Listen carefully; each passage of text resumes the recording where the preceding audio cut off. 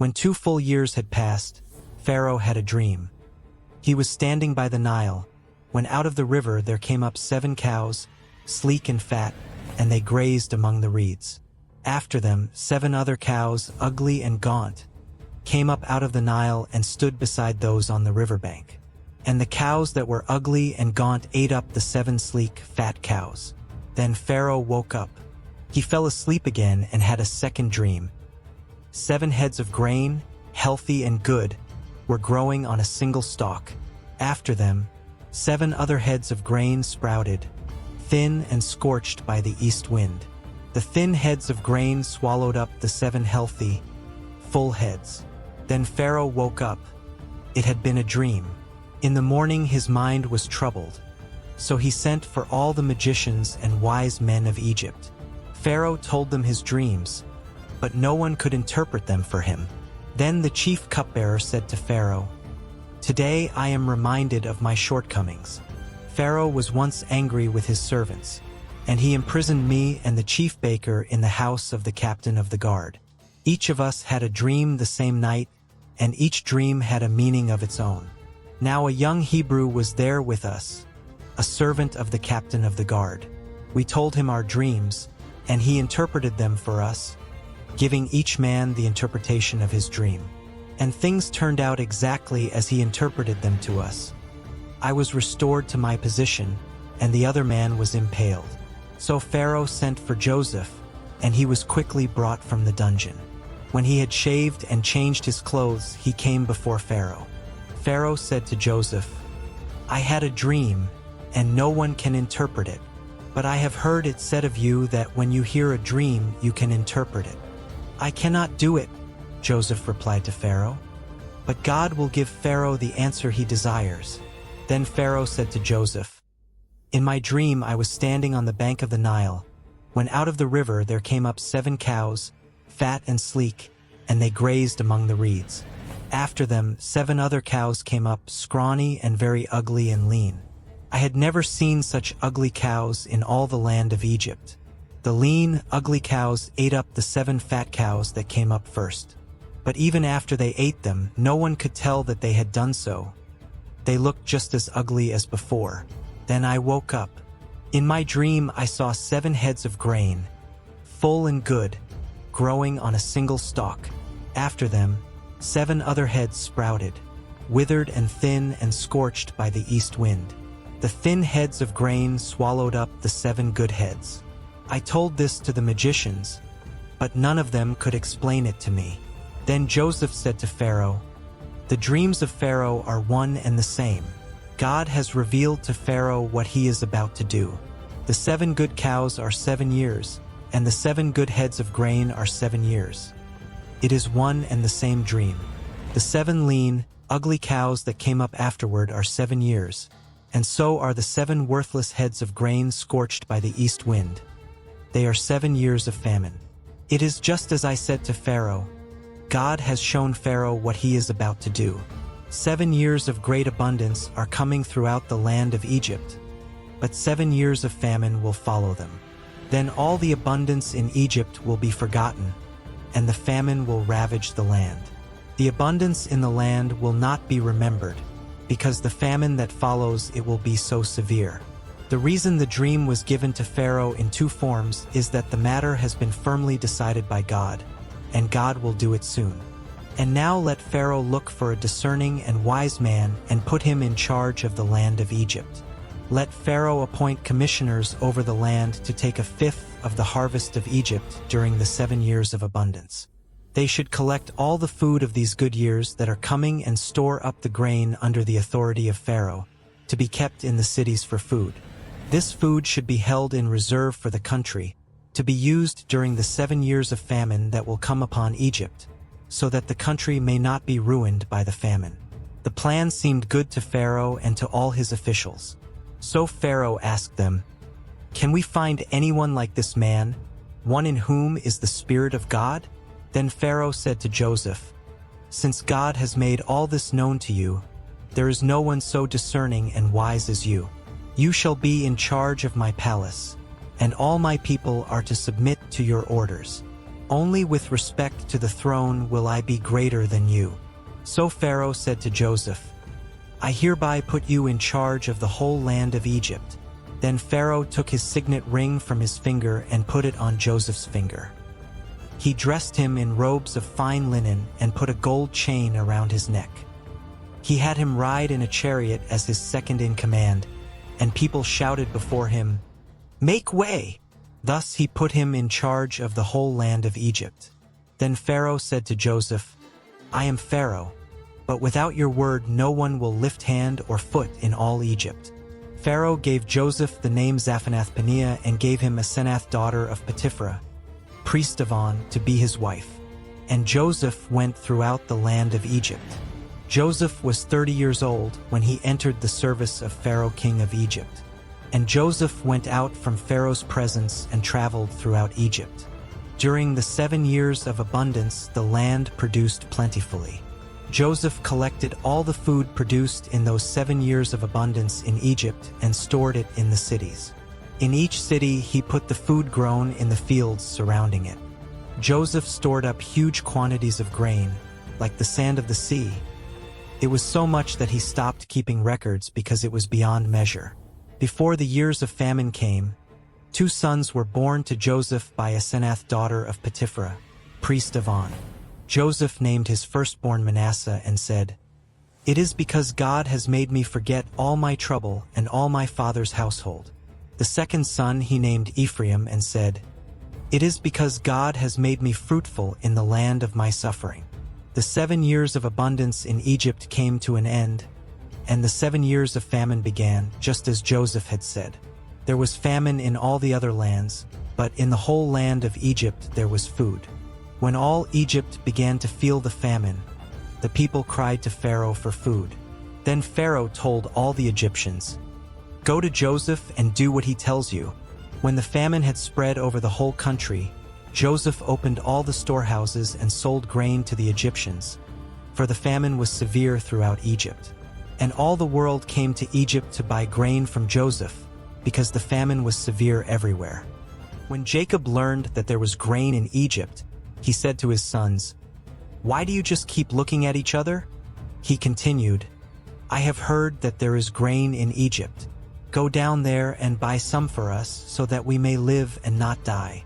Then 10 of Joseph's brothers went down to buy grain from Egypt. But Jacob did not send Benjamin, Joseph's brother, with the others, because he was afraid that harm might come to him. So Israel's sons were among those who went to buy grain, for there was famine in the land of Canaan also. Now Joseph was the governor of the land, the person who sold grain to all its people. So when Joseph's brothers arrived, they bowed down to him with their faces to the ground. As soon as Joseph saw his brothers, he recognized them. But he pretended to be a stranger and spoke harshly to them. "Where do you come from?" he asked. "From the land of Canaan," they replied, "to buy food." Although Joseph recognized his brothers, they did not recognize him. Then he remembered his dreams about them and said to them, "You are spies. You have come to see where our land is unprotected." "No, my lord," they answered. "Your servants have come to buy food. We are all the sons of one man. Your servants are honest men, not spies." "No," he said to them, "you have come to see where our land is unprotected." But they replied, "Your servants were 12 brothers, the sons of one man, who lives in the land of Canaan. The youngest is now with our father, and one is no more." Joseph said to them, "It is just as I told you. You are spies, and this is how you will be tested. As surely as Pharaoh lives, you will not leave this place unless your youngest brother comes here. Send one of your number to get your brother. The rest of you will be kept in prison, so that your words may be tested to see if you are telling the truth. If you are not, then as surely as Pharaoh lives, you are spies." And he put them all in custody for 3 days. On the 3rd day, Joseph said to them, "Do this and you will live, for I fear God. If you are honest men, let one of your brothers stay here in prison, while the rest of you go and take grain back for your starving households. But you must bring your youngest brother to me, so that your words may be verified and that you may not die." This they proceeded to do. They said to one another, "Surely we are being punished because of our brother. We saw how distressed he was when he pleaded with us for his life, but we would not listen. That's why this distress has come on us." Reuben replied, "Didn't I tell you not to sin against the boy? But you wouldn't listen. Now we must give an accounting for his blood."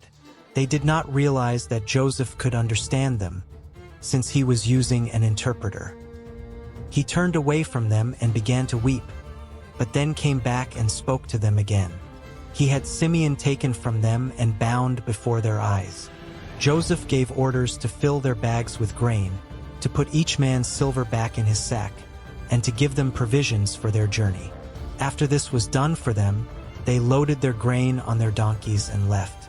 At the place where they stopped for the night, one of them opened his sack to get feed for his donkey, and he saw his silver in the mouth of his sack. "My silver has been returned," he said to his brothers. "Here it is in my sack." Their hearts sank and they turned to each other trembling and said, "What is this that God has done to us?" When they came to their father Jacob in the land of Canaan, they told him all that had happened to them. They said, "The man who is lord over the land spoke harshly to us and treated us as though we were spying on the land. But we said to him, 'We are honest men. We are not spies. We were 12 brothers, sons of one father. One is no more, and the youngest is now with our father in Canaan.' Then the man who is lord over the land said to us, 'This is how I will know whether you are honest men. Leave one of your brothers here with me, and take food for your starving households and go. But bring your youngest brother to me, so I will know that you are not spies but honest men. Then I will give your brother back to you, and you can trade in the land.' As they were emptying their sacks, there in each man's sack was his pouch of silver. When they and their father saw the money pouches, they were frightened. Their father Jacob said to them, 'You have deprived me of my children. Joseph is no more and Simeon is no more, and now you want to take Benjamin. Everything is against me.' Then Reuben said to his father, 'You may put both of my sons to death if I do not bring him back to you. Entrust him to my care, and I will bring him back.' But Jacob said, 'My son will not go down there with you. His brother is dead, and he is the only one left. If harm comes to him on the journey you are taking, you will bring my gray head down to the grave in sorrow.' Now the famine was still severe in the land. So when they had eaten all the grain they had brought from Egypt, their father said to them, 'Go back and buy us a little more food.' But Judah said to him, 'The man warned us solemnly, "You will not see my face again unless your brother is with you. If you will send our brother along with us, we will go down and buy food for you. But if you will not send him, we will not go down, because the man said to us, "You will not see my face again unless your brother is with you."'" Israel asked, "Why did you bring this trouble on me by telling the man you had another brother?" They replied, "The man questioned us closely about ourselves and our family. 'Is your father still living?' he asked us. 'Do you have another brother?' We simply answered his questions. How were we to know he would say, 'Bring your brother down here'?" Then Judah said to Israel his father, "Send the boy along with me, and we will go at once, so that we and you and our children may live and not die. I myself will guarantee his safety. You can hold me personally responsible for him. If I do not bring him back to you and set him here before you, I will bear the blame before you all my life. As it is, if we had not delayed, we could have gone and returned twice." Then their father Israel said to them, "If it must be, then do this. Put some of the best products of the land in your bags and take them down to the man as a gift, a little balm and a little honey, some spices and myrrh, some pistachio nuts and almonds. Take double the amount of silver with you, for you must return the silver that was put back into the mouths of your sacks. Perhaps it was a mistake. Take your brother also and go back to the man at once. And may God Almighty grant you mercy before the man, so that he will let your other brother and Benjamin come back with you. As for me, if I am bereaved, I am bereaved." So the men took the gifts and double the amount of silver, and Benjamin also. They hurried down to Egypt and presented themselves to Joseph.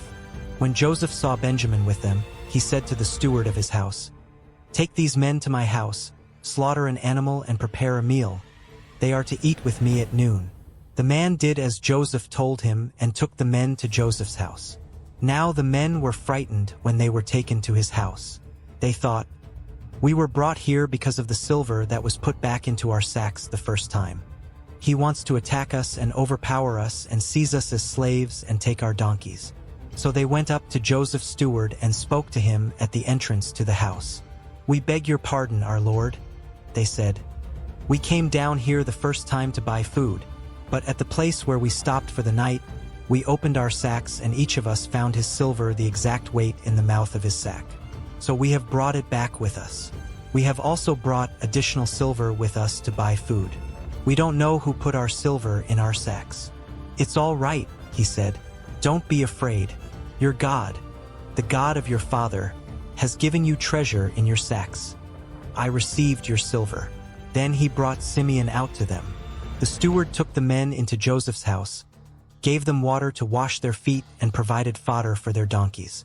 They prepared their gifts for Joseph's arrival at noon, because they had heard that they were to eat there. When Joseph came home, they presented to him the gifts they had brought into the house, and they bowed down before him to the ground. He asked them how they were, and then he said, "How is your aged father you told me about? Is he still living?" They replied, "Your servant our father is still alive and well." And they bowed down, prostrating themselves before him. As he looked about and saw his brother Benjamin, his own mother's son, he asked, "Is this your youngest brother, the one you told me about?" And he said, "God be gracious to you, my son." Deeply moved at the sight of his brother, Joseph hurried out and looked for a place to weep. He went into his private room and wept there. After he had washed his face, he came out and, controlling himself, said, "Serve the food." They served him by himself, the brothers by themselves, and the Egyptians who ate with him by themselves, because Egyptians could not eat with Hebrews, for that is detestable to Egyptians. The men had been seated before him in the order of their ages, from the firstborn to the youngest, and they looked at each other in astonishment. When portions were served to them from Joseph's table, Benjamin's portion was 5 times as much as anyone else's. So they feasted and drank freely with him. Now Joseph gave these instructions to the steward of his house. "Fill the men's sacks with as much food as they can carry, and put each man's silver in the mouth of his sack. Then put my cup, the silver one, in the mouth of the youngest one's sack, along with the silver for his grain." And he did as Joseph said. As morning dawned, the men were sent on their way with their donkeys. They had not gone far from the city when Joseph said to his steward, "Go after those men at once, and when you catch up with them, say to them, 'Why have you repaid good with evil? Isn't this the cup my master drinks from and also uses for divination? This is a wicked thing you have done.'" When he caught up with them, he repeated these words to them. But they said to him, "Why does my lord say such things? Far be it from your servants to do anything like that. We even brought back to you from the land of Canaan the silver we found inside the mouths of our sacks. So why would we steal silver or gold from your master's house? If any of your servants is found to have it, he will die, and the rest of us will become my lord's slaves." "Very well then," he said. "Let it be as you say. Whoever is found to have it will become my slave. The rest of you will be free from blame." Each of them quickly lowered his sack to the ground and opened it. Then the steward proceeded to search, beginning with the oldest and ending with the youngest. And the cup was found in Benjamin's sack. At this they tore their clothes. Then they all loaded their donkeys and returned to the city. Joseph was still in the house when Judah and his brothers came in, and they threw themselves to the ground before him. Joseph said to them, "What is this you have done? Don't you know that a man like me can find things out by divination? What can we say to my lord?" Judah replied, "What can we say? How can we prove our innocence? God has uncovered your servant's guilt. We are now my lord's slaves, we ourselves and the one who was found to have the cup." But Joseph said, "Far be it from me to do such a thing. Only the man who was found to have the cup will become my slave. The rest of you go back to your father in peace." Then Judah went up to him and said, "Pardon your servant, my lord. Let me speak a word to my lord. Do not be angry with your servant, though you are equal to Pharaoh himself." My lord asked his servants, "Do you have a father or a brother?" And we answered, "We have an aged father, and there is a young son born to him in his old age. His brother is dead, and he is the only one of his mother's sons left, and his father loves him." Then you said to your servants, "Bring him down to me so I can see him for myself." And we said to my lord, "The boy cannot leave his father. If he leaves him, his father will die." But you told your servants, "Unless your youngest brother comes down with you, you will not see my face again." When we went back to your servant my father, we told him what my lord had said. Then our father said, "Go back and buy a little more food." But we said, "We cannot go down. Only if our youngest brother is with us will we go. We cannot see the man's face unless our youngest brother is with us." Your servant my father said to us, "You know that my wife bore me 2 sons. One of them went away from me, and I said, 'He has surely been torn to pieces, and I have not seen him since. If you take this one from me too and harm comes to him, you will bring my gray head down to the grave in misery.' So now, if the boy is not with us when I go back to your servant my father, and if my father, whose life is closely bound up with the boy's life, sees that the boy isn't there, he will die. Your servants will bring the gray head of our father down to the grave in sorrow." Your servant guaranteed the boy's safety to my father. I said, "If I do not bring him back to you, I will bear the blame before you, my father, all my life. Now then, please let your servant remain here as my lord's slave in place of the boy, and let the boy return with his brothers. How can I go back to my father if the boy is not with me? No, do not let me see the misery that would come on my father."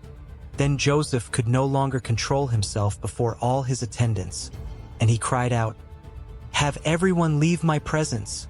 So there was no one with Joseph when he made himself known to his brothers. And he wept so loudly that the Egyptians heard him, and Pharaoh's household heard about it. Joseph said to his brothers, "I am Joseph. Is my father still living?" But his brothers were not able to answer him, because they were terrified at his presence. Then Joseph said to his brothers, "Come close to me." When they had done so, he said, "I am your brother Joseph, the one you sold into Egypt. And now, do not be distressed and do not be angry with yourselves for selling me here, because it was to save lives that God sent me ahead of you.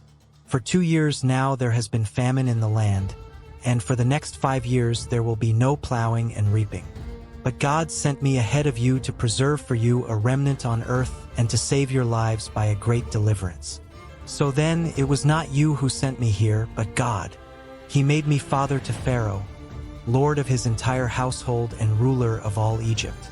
Now hurry back to my father and say to him, 'This is what your son Joseph says.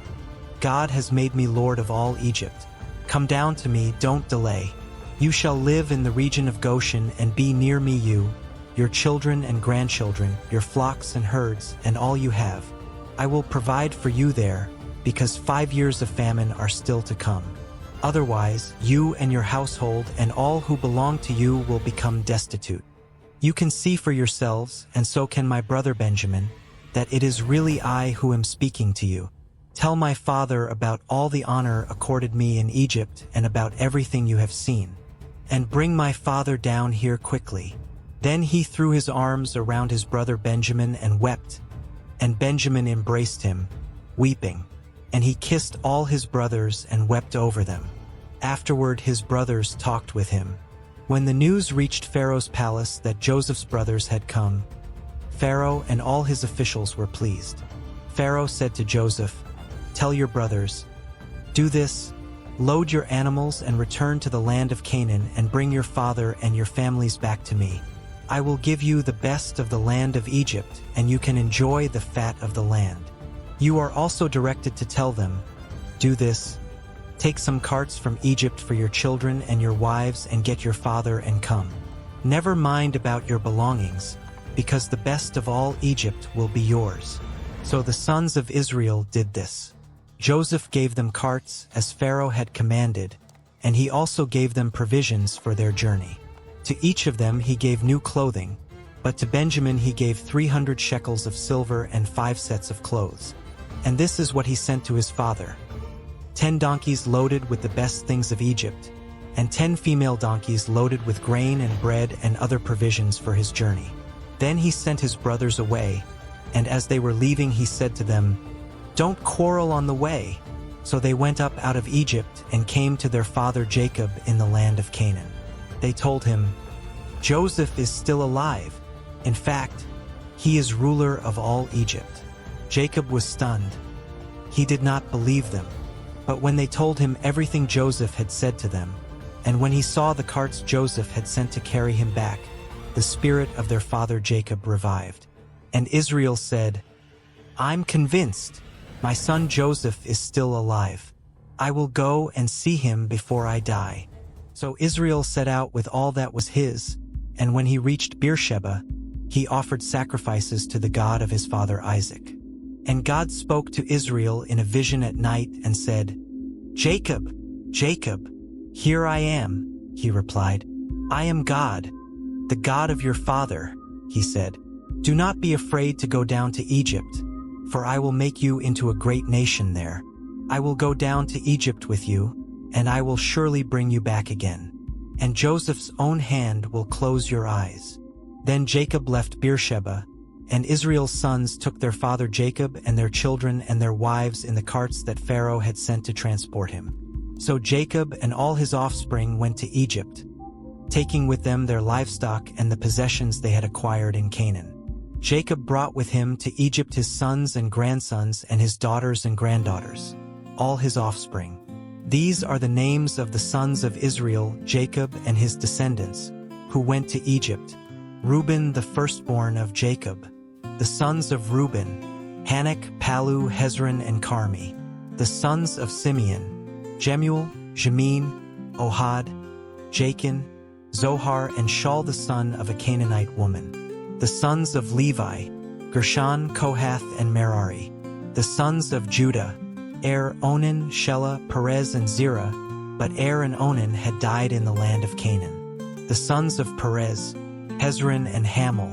The sons of Issachar: Tola, Pua, Jashub, and Shimron. The sons of Zebulun: Sered, Elon, and Yalil. These were the sons Leah bore to Jacob in Paddan Aram, besides his daughter Dinah. These sons and daughters of his were 33 in all. The sons of Gad: Zephon, Haggi, Shuni, Esbon, Eri, Arodi, and Areli. The sons of Asher: Imnah, Ishva, Ishvi, and Beriah. Their sister was Sarah. The sons of Beriah: Heber and Malchiel. These were the children born to Jacob by Zilpah, whom Laban had given to his daughter Leah, 16 in all. The sons of Jacob's wife Rachel: Joseph and Benjamin. In Egypt, Manasseh and Ephraim were born to Joseph by Asenath, daughter of Potiphera, priest of On. The sons of Benjamin: Bela, Becher, Ashbel, Gera, Naaman, Ahi, Rosh, Muppim, Huppim, and Ard.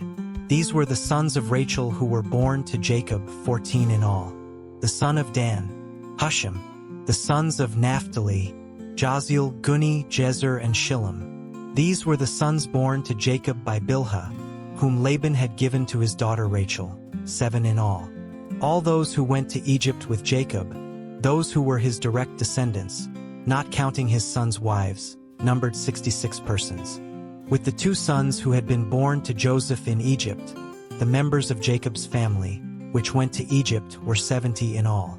Now Jacob sent Judah ahead of him to Joseph to get directions to Goshen.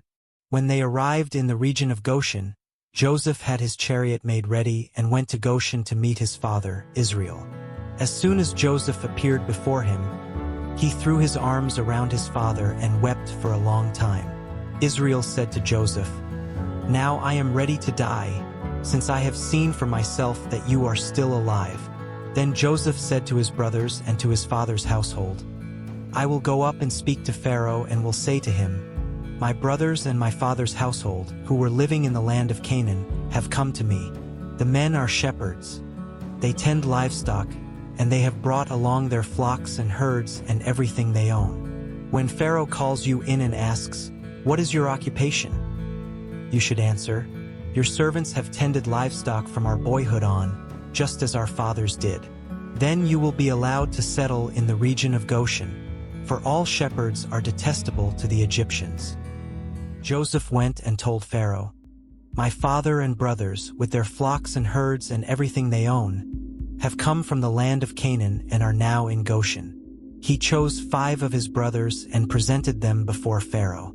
Pharaoh asked the brothers, "What is your occupation?" "Your servants are shepherds," they replied to Pharaoh, "just as our fathers were." They also said to him, "We have come to live here for a while, because the famine is severe in Canaan and your servants' flocks have no pasture. So now, please let your servants settle in Goshen." Pharaoh said to Joseph, "Your father and your brothers have come to you, and the land of Egypt is before you. Settle your father and your brothers in the best part of the land. Let them live in Goshen. And if you know of any among them with special ability, put them in charge of my own livestock." Then Joseph brought his father Jacob in and presented him before Pharaoh. After Jacob blessed Pharaoh, Pharaoh asked him, "How old are you?" And Jacob said to Pharaoh, "The years of my pilgrimage are 130. My years have been few and difficult, and they do not equal the years of the pilgrimage of my fathers." Then Jacob blessed Pharaoh and went out from his presence. So Joseph settled his father and his brothers in Egypt and gave them property in the best part of the land, the district of Ramesses, as Pharaoh directed. Joseph also provided his father and his brothers and all his father's household with food, according to the number of their children. There was no food, however, in the whole region because the famine was severe. Both Egypt and Canaan wasted away because of the famine. Joseph collected all the money that was to be found in Egypt and Canaan in payment for the grain they were buying, and he brought it to Pharaoh's palace. When the money of the people of Egypt and Canaan was gone, all Egypt came to Joseph and said, "Give us food. Why should we die before your eyes? Our money is all gone." "Then bring your livestock," said Joseph. "I will sell you food in exchange for your livestock, since your money is gone." So they brought their livestock to Joseph, and he gave them food in exchange for their horses, their sheep and goats, their cattle and donkeys. And he brought them through that year with food in exchange for all their livestock. When that year was over, they came to him the following year and said, "We cannot hide from our lord the fact that since our money is gone and our livestock belongs to you, there is nothing left for our lord except our bodies and our land. Why should we perish before your eyes, we and our land as well? Buy us and our land in exchange for food, and we with our land will be in bondage to Pharaoh. Give us seed so that we may live and not die, and that the land may not become desolate." So Joseph bought all the land in Egypt for Pharaoh. The Egyptians, one and all, sold their fields, because the famine was too severe for them. The land became Pharaoh's, and Joseph reduced the people to servitude, from one end of Egypt to the other. However, he did not buy the land of the priests, because they received a regular allotment from Pharaoh and had food enough from the allotment Pharaoh gave them. That is why they did not sell their land.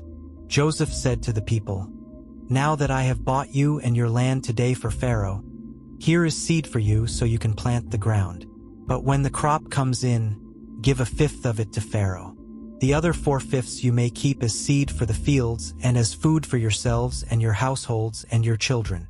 You have saved our lives," they said. "May we find favor in the eyes of our Lord. We will be in bondage to Pharaoh."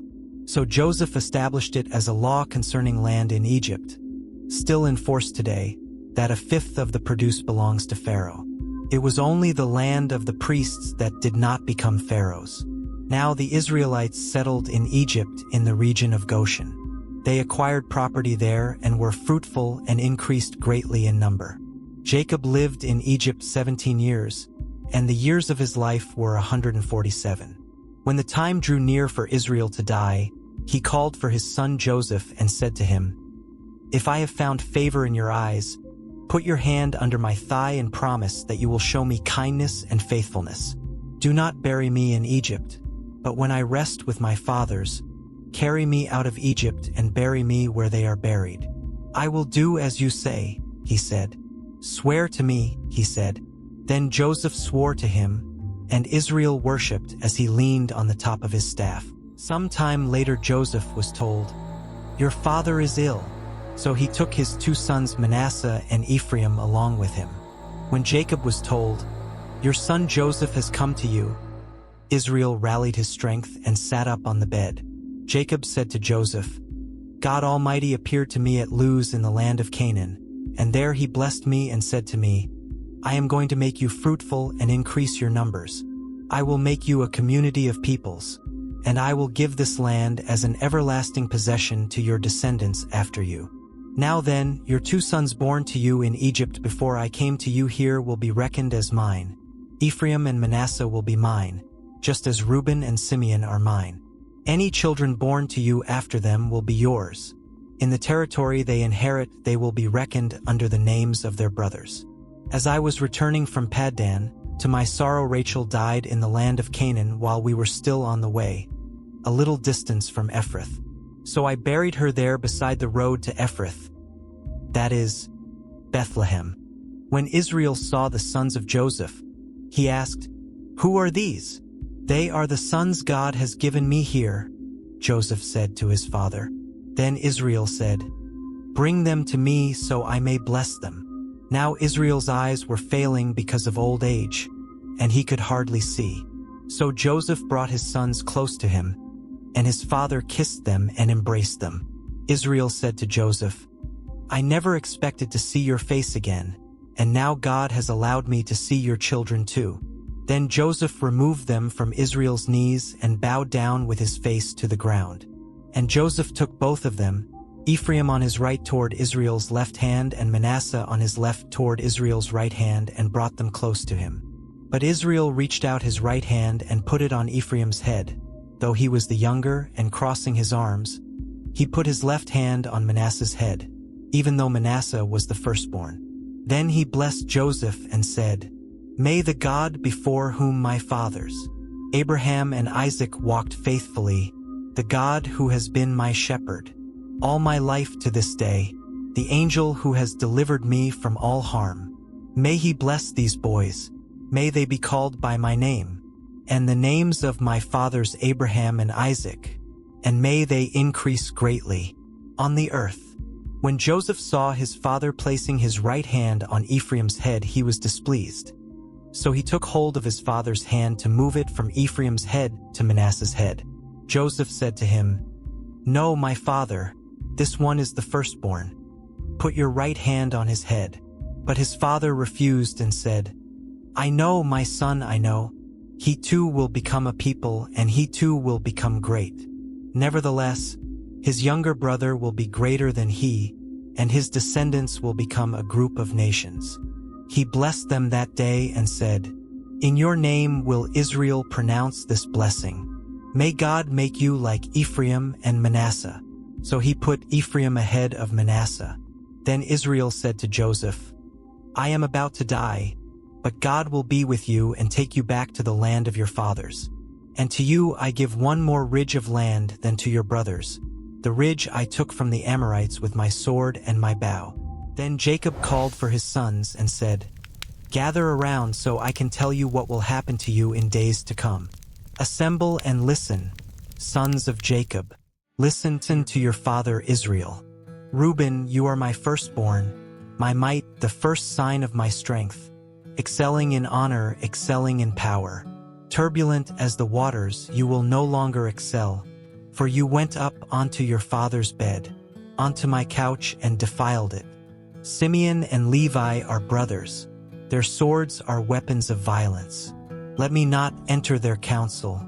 Let me not join their assembly, for they have killed men in their anger, and hamstrung oxen as they pleased. Cursed be their anger, so fierce, and their fury so cruel. I will scatter them in Jacob, and disperse them in Israel. Judah, your brothers will praise you. Your hand will be on the neck of your enemies. Your father's sons will bow down to you. You are a lion's cub, Judah. You return from the prey, my son. Like a lion he crouches and lies down, like a lioness who dares to rouse him. The scepter will not depart from Judah, nor the ruler's staff from between his feet, until he to whom it belongs shall come, and the obedience of the nations shall be his.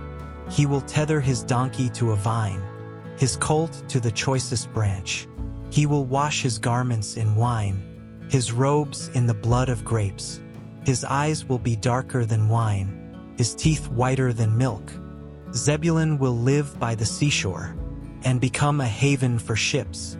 His border will extend toward Sidon. Issachar is a raw-boned donkey, lying down among the sheep pens. When he sees how good is his resting place, and how pleasant is his land, he will bend his shoulder to the burden, and submit to forced labor. Dan will provide justice for his people. As one of the tribes of Israel, Dan will be a snake by the roadside, a viper along the path, that bites the horse's heels, so that its rider tumbles backward. I look for your deliverance, Lord. Gad will be attacked by a band of raiders, but he will attack them at their heels. Asher's food will be rich. He will provide delicacies fit for a king. Naphtali is a doe set free, that bears beautiful fawns. Joseph is a fruitful vine near a spring, whose branches climb over a wall. With bitterness archers attacked him. They shot at him with hostility, but his bow remained steady, his strong arms stayed limber, because of the hand of the mighty one of Jacob, because of the shepherd, the rock of Israel, because of your father's God, who helps you, because of the Almighty, who blesses you, with blessings of the skies above, blessings of the deep springs below, blessings of the breast and womb. Your father's blessings are greater than the blessings of the ancient mountains, than the bounty of the age-old hills. Let all these rest on the head of Joseph, on the brow of the prince among his brothers. Benjamin is a ravenous wolf. In the morning he devours the prey. In the evening he divides the plunder. All these are the 12 tribes of Israel, and this is what their father said to them when he blessed them, giving each the blessing appropriate to him. Then he gave them these instructions. I am about to be gathered to my people. Bury me with my fathers in the cave in the field of Ephraim the Hittite, the cave in the field of Machpelah, near Mamre in Canaan, which Abraham bought along with the field as a burial place from Ephraim the Hittite. There Abraham and his wife Sarah were buried, there Isaac and his wife Rebekah were buried, and there I buried Leah. The field and the cave in it were bought from the Hittites. When Jacob had finished giving instructions to his sons, he drew his feet up into the bed, breathed his last, and was gathered to his people. Joseph threw himself on his father and wept over him and kissed him. Then Joseph directed the physicians in his service to embalm his father, Israel. So the physicians embalmed him, taking a full 40 days, for that was the time required for embalming. And the Egyptians mourned for him 70 days. When the days of mourning had passed, Joseph said to Pharaoh's court, If I have found favor in your eyes, speak to Pharaoh for me. Tell him, My father made me swear an oath and said, I am about to die. Bury me in the tomb I dug for myself in the land of Canaan. Now let me go up and bury my father. Then I will return. Pharaoh said, Go up and bury your father as he made you swear to do. So Joseph went up to bury his father. All Pharaoh's officials accompanied him, the dignitaries of his court, and all the dignitaries of Egypt, besides all the members of Joseph's household and his brothers and those belonging to his father's household. Only their children and their flocks and herds were left in Goshen. Chariots and horsemen also went up with him. It was a very large company. When they reached the threshing floor of Atad, near the Jordan, they lamented loudly and bitterly. And there Joseph observed a 7-day period of mourning for his father. When the Canaanites who lived there saw the mourning at the threshing floor of Atad, they said, The Egyptians are holding a solemn ceremony of mourning. That is why that place near the Jordan is called Abel Mizraim. So Jacob's sons did as he had commanded them. They carried him to the land of Canaan and buried him in the cave in the field of Machpelah, near Mamre, which Abraham had bought along with the field as a burial place from Ephraim the Hittite. After burying his father, Joseph returned to Egypt, together with his brothers and all the others who had gone with him to bury his father. When Joseph's brothers saw that their father was dead, they said, "What if Joseph holds a grudge against us and pays us back for all the wrongs we did to him?" So they sent word to Joseph, saying, "Your father left these instructions before he died. This is what you are to say to Joseph. I ask you to forgive your brothers the sins and the wrongs they committed in treating you so badly. Now please forgive the sins of the servants of the God of your father." When their message came to him, Joseph wept. His brothers then came and threw themselves down before him. "We are your slaves," they said. But Joseph said to them, "Don't be afraid. Am I in the place of God? You intended to harm me, but God intended it for good to accomplish what is now being done, the saving of many lives. So then, don't be afraid. I will provide for you and your children." And he reassured them and spoke kindly to them. Joseph stayed in Egypt, along with all his father's family. He lived 110 years and saw the third generation of Ephraim's children. Also the children of Machir son of Manasseh were placed at birth on Joseph's knees. Then Joseph said to his brothers, "I am about to die, but God will surely come to your aid and take you up out of this land to the land he promised on oath to Abraham, Isaac, and Jacob." And Joseph made the Israelites swear an oath and said, "God will surely come to your aid, and then you must carry my bones up from this place." So Joseph died at the age of 110. And after they embalmed him, he was placed in a coffin in Egypt.